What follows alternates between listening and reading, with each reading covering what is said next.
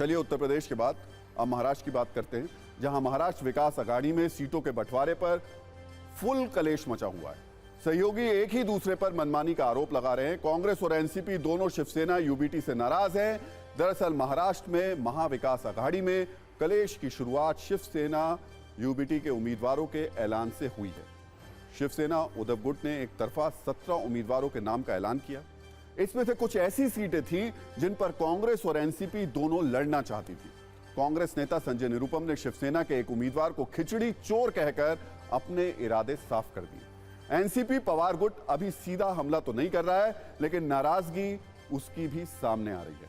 दरअसल महाराष्ट्र में 3 सीटों पर भयंकर कलेश है, जिसमें पहले नंबर पर दक्षिण मध्य मुंबई है, दूसरे नंबर पर सांगली है।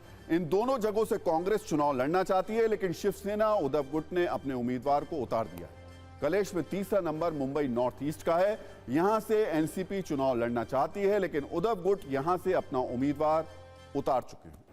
इन कलेशों के बीच वंचित बहुजन अघाड़ी के नेता प्रकाश आंबेडकर ने कल एक तरफा 9 उम्मीदवारों की लिस्ट जारी कर दी। इस तरह प्रकाश आंबेडकर ने संकेत दे दिया कि उनके रास्ते महाविकास अघाड़ी यानी एमवीए से बिल्कुल अलग है। हालांकि एमवीए की तरफ से अभी भी उन्हें मनाने की कोशिशें की जा रही हैं। आज इसे लेकर महाराष्ट्र में काफी बयानबाजी हुई। सवाल यह कि क्या प्रकाश आंबेडकर मान जाएंगे?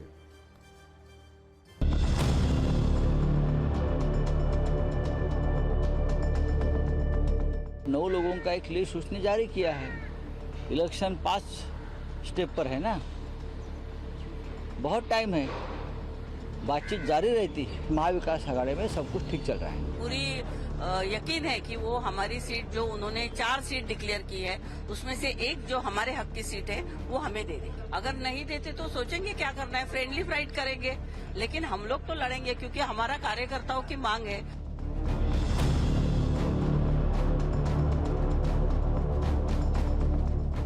उनको हमारे साथ कंधे से कंधे मिलाकर ये लड़ाई लड़नी चाहिए। कहीं ऐसा ना हो जाए कि उनके इस निर्णय से जो महाराष्ट्र विरोधी हैं, जो संविधान विरोधी हैं, जो प्रजातंत्र विरोधी हैं, उनको किसी तरीके का फायदा मिले। तो जिस तरीके से मुंबई की 6 में से 5 सीटें शिवसेना के हवाले कर दी गई, वो निश्चित तौर पर कांग्रेस पार्टी को मुंबई में पूरी तरह से दफन करने का एक कार्यक्रम है। कांग्रेस पार्टी को अपने घुटने पे लाके दे दिया है। वह निश्चित तौर पर शिवसेना के पूरे नियत के ऊपर सवाल करने वाला है।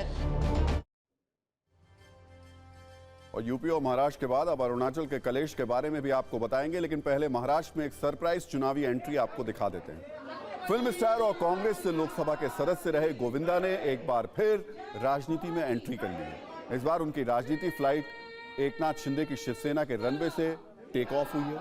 वो आज शिवसेना में शामिल हो गए। शिवसेना में शामिल होते ही उन्होंने कहा कि वो 2004 में चुनाव जीते थे, 2009 से राजनीति से दूर थे, 14 वर्षों के वनवास के बाद अब फिर से राजनीति में आए हैं। जाहिर है ये एकदम फिल्मी एंट्री है, जिसमें राजनीतिक गुणाभाग के बजाय चेहरे की शक्ति है, जो लोगों को अपनी तरफ खींचती।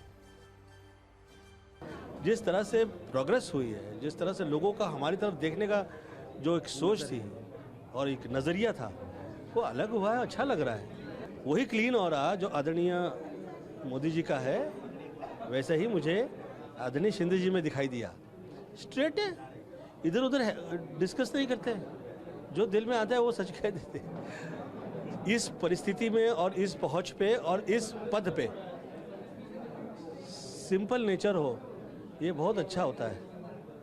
मुझे वही अच्छा लगा, इसीलिए मैं जुड़ गया। गोविंदा ने करीब 165 से ज्यादा बॉलीवुड फिल्मों में काम किया है। आजकल वो फिल्मों में कम दिखाई दे रहे हैं, परंतु पॉलिटिक्स में वो सक्रिय दिख सकते हैं। वैसे राजनीति में ये गोविंदा की दूसरी पारी है। इससे पहले वो 2004 में कांग्रेस के टिकट पर मुंबई नॉर्थ से सांसद चुने गए थे। तब उन्होंने बीजेपी के राम नाईक को हराया था। स्टार पावर कई बार राजनीतिक पावर पर भारी पड़ती है।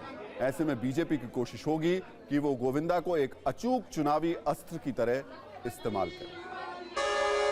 ओह, तो देखिए सत्ता में आज का टाइम खत्म हो गया, लेकिन अपने सभी न्यूज मित्रों से हमारी न्यूज रिक्वेस्ट है कि वो सत्ता की न्यूज रील्स को ज्यादा से ज्यादा शेयर करें और अपने सुझाव हमें व्हाट्सएप जरूर करें।